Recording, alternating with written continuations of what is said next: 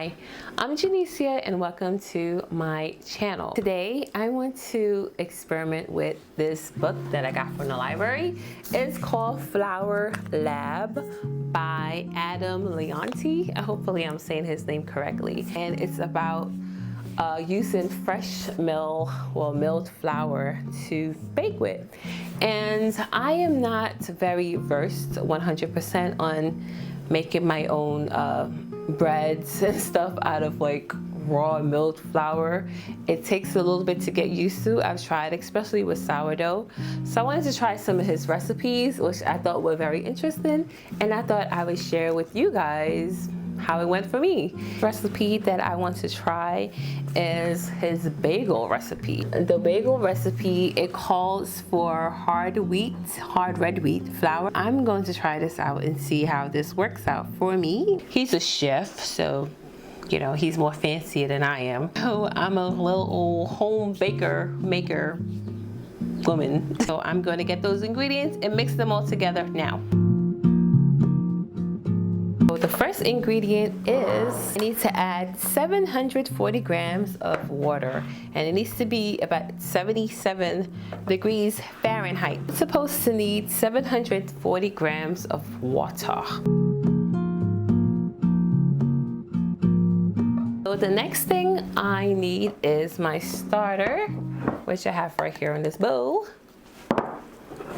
Ooh, it's nice and bubbly. So I need 250 grams of starter. Mix this in there.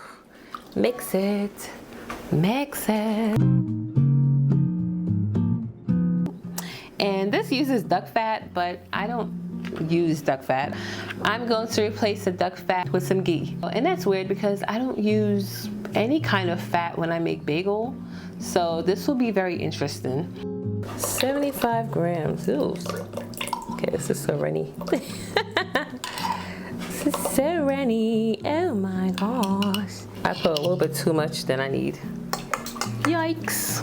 Cooking is supposed to be fun, right? So I had to go to Whole Foods to get this. Whatever. Let's just open this up. Ooh. Oh my goodness. Ew. I should taste it. Okay. It's like has like a bitterish taste. I feel like I tasted this before. It's almost close to molasses. Normally, when I have a bagel recipe, I just put molasses or I put brown sugar. And this is very close to molasses. I like molasses. I actually drink molasses. Wash my hands. Let's be sanitary, okay? I was just licking my hands. So I need to put 30 grams of this malt syrup. Wow, this is fun. I know I told you guys that the last time when I did the milling with my making bread with a blender or something like that, and I was using my blender to mill some of my grains down. I said, oh, I'm gonna buy a mill soon. I did not buy a mill yet. I haven't even ordered one. I started reading reviews and I started having mixed feelings about which one I should get. So if you guys have one, let me know which one you have so I could make a really educated decision. We're 8 people here and we bake and do a lot of things. So I need something that's gonna last me forever, like forever, okay?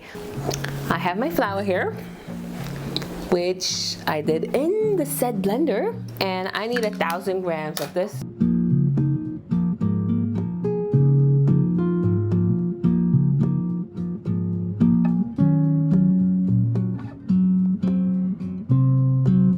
I'm gonna mix this for a little bit.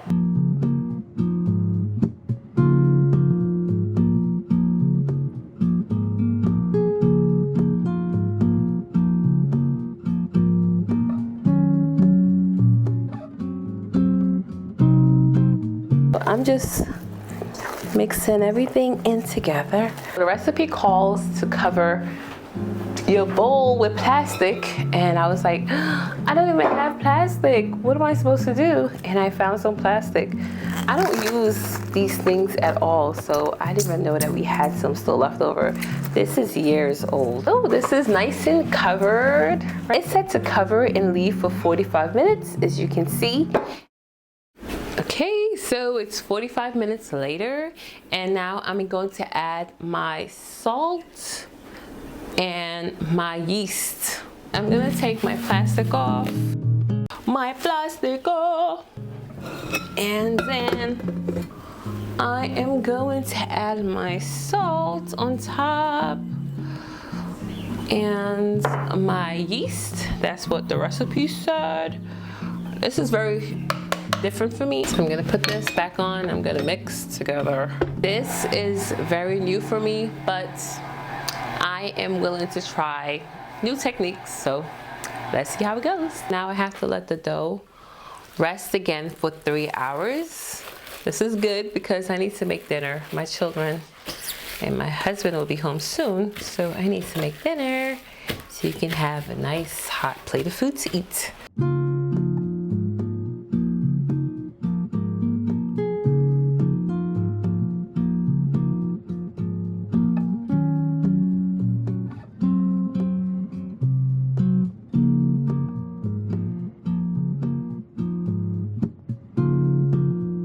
3 hours have passed, and now I am dividing my dough into 115-gram pieces. That's about 4 ounces. And I'm just rolling them into balls, just trying to make them as smooth as possible. And normally when I make bagels, I usually just form it into the bagel shape all together at once. But the recipe calls that you fold it into balls and then you place them in the fridge for 12 hours.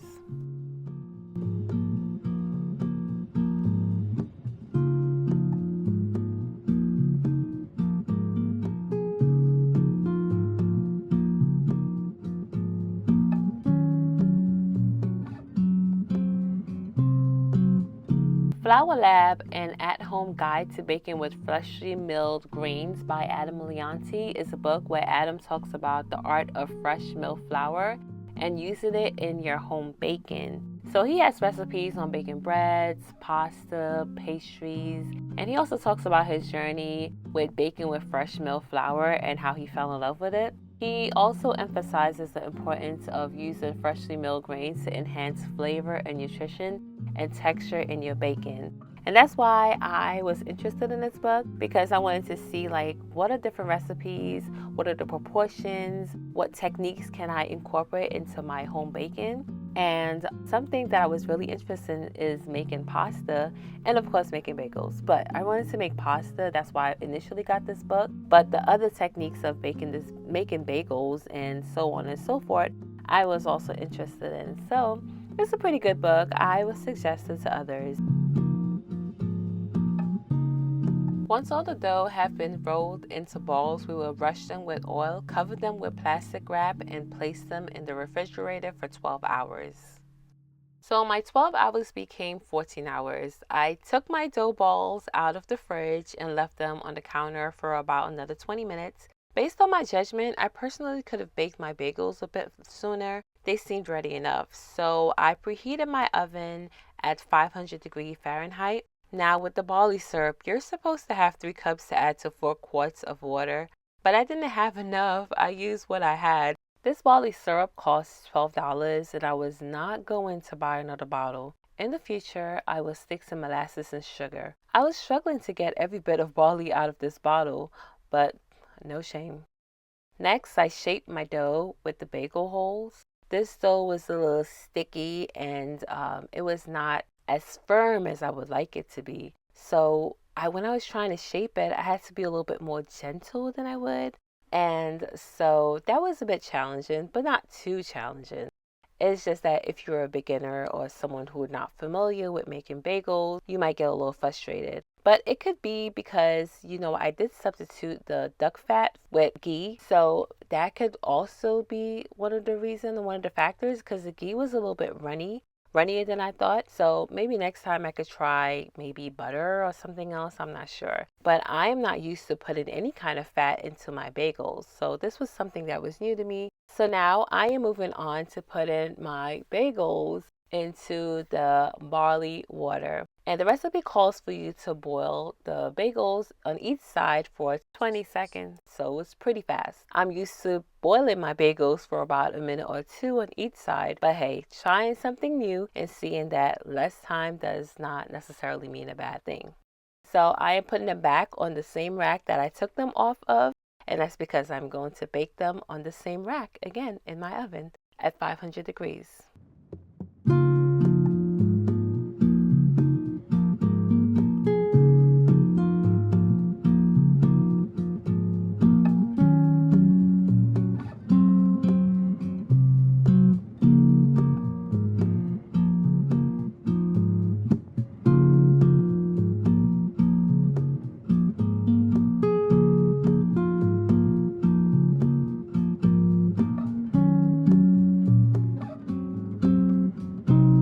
I put these bagels in the oven at 500 degrees Fahrenheit for 12 minutes. I bake 2 sheets at a time, leaving enough room between bagels. The bagels were golden brown in color and the beautiful aroma lit up my home.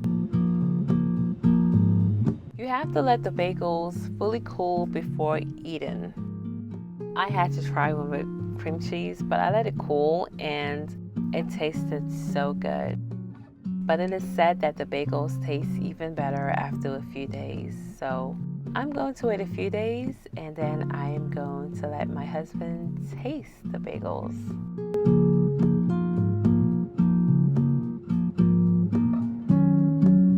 So I spent all my teenage years living in New York City. One of the things we miss about New York is going to a bodega and getting a bacon, egg, and cheese on a bagel. I used to have turkey bacon back then, but I've since updated to beef bacon. So I made Daniel a homemade bougie version.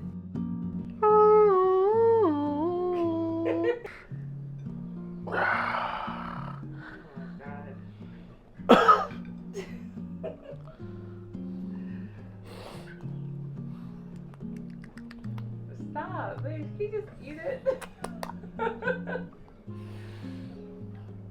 Oh my gosh. What do you think?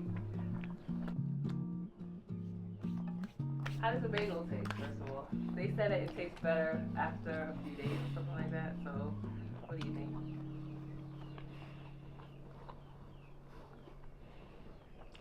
These are chicken eggs, like fresh out the chicken butt.